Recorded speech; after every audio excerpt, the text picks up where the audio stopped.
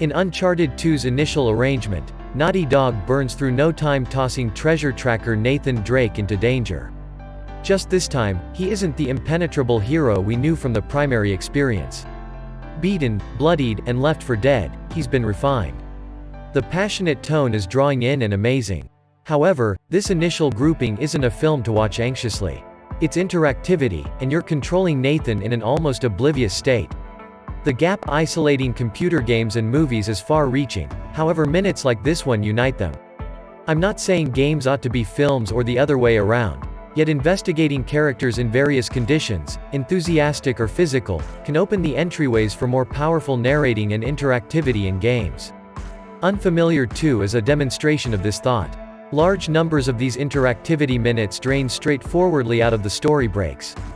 With the striking end of stacking screens and no discernible distinction between the cutscene and ongoing interaction designs, I frequently ended up tapping the simple stick during a discussion or activity succession just to ensure I should play. At times, I should play. Jettisoning load screens may appear to be an insignificant specialized legitimacy, however, it incredibly improves the game's pacing, stream, and in general realistic effect.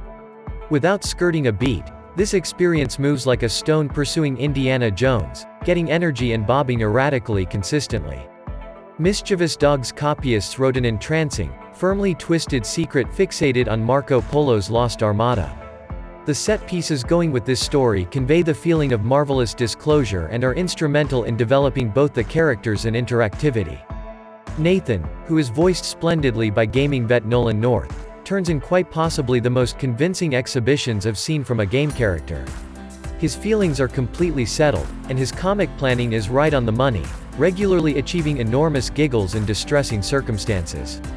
Not once did I feel that the plot was modified to fit the interactivity. This was one of my huge objections with the primary game, it simply didn't move normally. In Uncharted 2, each part of the game is blended.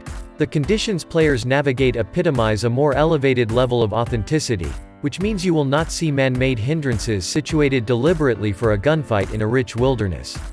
Little contacts like these eliminate consistency from the condition. Maybe then following the customary continuation interaction of adding more segments to the activity, Naughty Dog rather decided to repeat upon the first mechanics. The gunplay is generally improved, presently offering smooth focusing on weapons that kick, and sound focuses on that don't squirm like they have full bladders. On top of this, variety in the adversary types adds measurements to fights. A protected trooper may send you to a vertical space to utilize large equipment, while a unit of light soldiers might be best handled through subtle neck snaps. Also, the weapon choice is substantially more fulfilling, and allocating explosives to a particular catch eliminates any opportunity of players tussling with the weapon choice wheel more than the foes. The fights wind up conveying a fantastic mix of pop and fire and run and firearm strategies. No longer did I wind up wishing they would be finished so I could arrive at another precipice to climb. Platforming is Naughty Dog's unchallenged strength, and Uncharted 2's doesn't frustrate. Nathan's moveset remains to a great extent unaltered, however, Naughty Dog discovered approaches to increase the craft of jumping. On one hand, the levels are better intended for vertical investigation, dislike Tomb Raider where you need to bits together with the way. The platforming is still pretty much as direct as anyone might imagine, however, the difficulties are currently bigger in scope, and regularly joined by some sort of unanticipated problem, be it falling edges, moving pinion wheels, or perilous blasts. The platforming and gunplay are consistently joined together, frequently covering when you wouldn't dare to hope anymore. Nathan never hops upon a flyski, yet a few vehicles are utilized all through the game.